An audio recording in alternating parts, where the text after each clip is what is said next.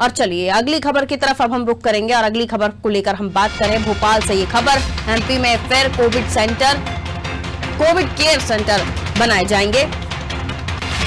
सरकार रोज बताएगी कहां कितने बेड खाली हैं। प्रदेश के 31 जिलों में कोरोना संक्रमण फैल चुका है और इसी को लेकर जहां बेड की व्यवस्था है, जहां हॉस्पिटल्स में जगह है, वहां आपको पता चल सके, आपको परेशान ना होना पड़े, इसलिए कोविड केयर सेंटर बनाने की बात कही जा रही है। देखिए, कोविड केयर सेंटर अलग अलग जगहों पर कोरोना मरीजों के लिए सेंटर्स बनाए जाएंगे, जहां पर अलग से व्यवस्था की जाएगी। तमाम वो व्यवस्थाएं जहां जो कोविड मरीजों को दी जानी है, बेड्स की उपलब्धता बताई जाएगी कि कहां कितने बेड खाली हैं, ताकि जो पेशेंट्स हैं, जो मरीज हैं, उन्हें भटकना ना पड़े, परेशान ना होना पड़े, क्योंकि आंकड़ा जो है अब 31 जिलों से आ रहा है।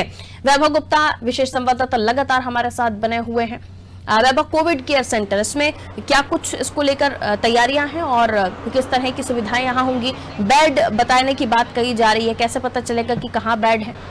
मीडिया के माध्यम से भी पता चलेगा। इसके साथ ही सरकार के द्वारा जो जन जागरूकता अभियान चलाए जाते हैं, उसके माध्यम से भी सरकार जो हॉस्पिटल्स होते हैं वहाँ पर जो ब्लू साइनिंग बोर्ड होते हैं वहाँ पर लगाया जाए कि इस अस्पताल में इस वक्त कितने बेड खाली हैं। इसके साथ ही स्वास्थ्य संचालनालय द्वारा प्रतिदिन एक प्रेस रिलीज जारी की जाएगी शाम के वक्त। उसमें लिखा होगा कि वर्तमान में कितने बेड मध्य प्रदेश में उपलब्ध हैं।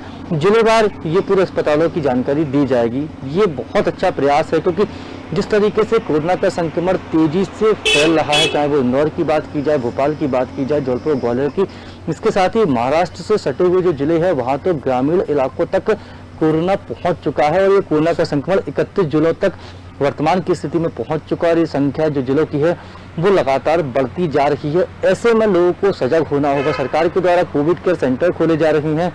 जो व्यक्ति कोविड से पीड़ित हो गया, उसमें सिम्टम्स होंगे, भले ही माइल्ड सिम्टम्स हो, उसको वहाँ पर इलाज के लिए भर्ती किया जाएगा। हमने पहले भी देखा था, जब कोरोना की जो पहली लहर चल रही थी तो भोपाल के साथ ही बड़े शहरों में कोविड केयर सेंटर्स खोले गए थे, वहाँ पर लोग भर्ती भी रहे थे और बेहतर इलाज भी उन्हें मिला था। कई बार कॉलेजेस होते हैं जहाँ पर, क्योंकि अभी परीक्षाएं हो नहीं रही हैं, कॉलेजेस लग नहीं रहे थे, उनको कोविड केयर सेंटर बना दिया जाता है।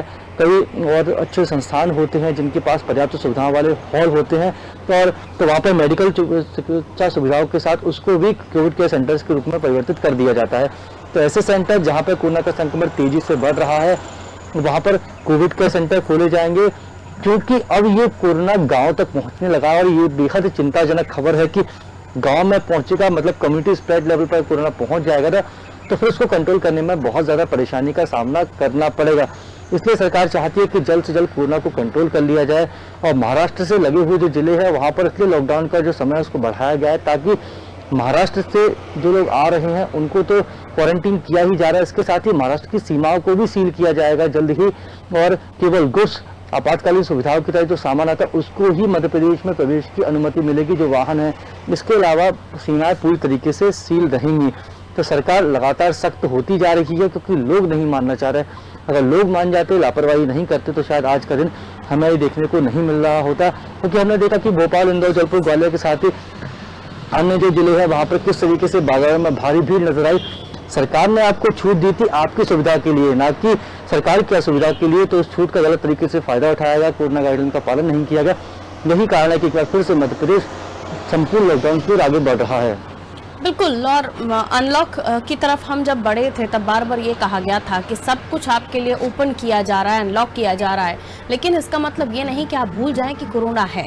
उस वक्त भी समझाया गया था, अगर तभी संभल जाते तो हमें किसी तरह की सख्ती देखनी ही नहीं पड़ती। लेकिन अभी भी वक्त है, अगर अभी भी संभल जाते हैं तो जिस कम्युनिटी स्प्रेड की हमें आशंका है, गांव तक आंकड़े पहुंच रहे हैं, लेकिन फिलहाल वो विकराल रूप गांव में, ग्रामीण अंचलों में कोरोना ने नहीं लिया है। क्योंकि अगर वो विकराल रूप कोरोना ने ले लिया तो वाकई हालात बद से बदतर की तरफ बढ़ जाएंगे। अभी भी बहुत ज्यादा ठीक नहीं है, लेकिन गांव में, ग्रामीण क्षेत्रों में पहुंचना, वहां पे हमने देखा है स्वास्थ्य सुविधाएं किस तरह की हैं, स्वास्थ्य केंद्र किस तरह के हैं, वहां पर बहुत बमुश्किल डॉक्टर से उपलब्ध हो पाते हैं। कई सारी खबरें हम अपने दर्शकों को दिखाते हैं। वहां पर कैसे आप मुस्तैद से देखेंगे कि कोविड सेंटर्स बने या नहीं, आईसीयू है या नहीं, तो बहुत सारी परेशानियां हो जाएंगी और फिर उस वक्त थामना कोरोना को बहुत मुश्किल हो जाएगा। मैं लौटूंगी आपके पास, वैभव।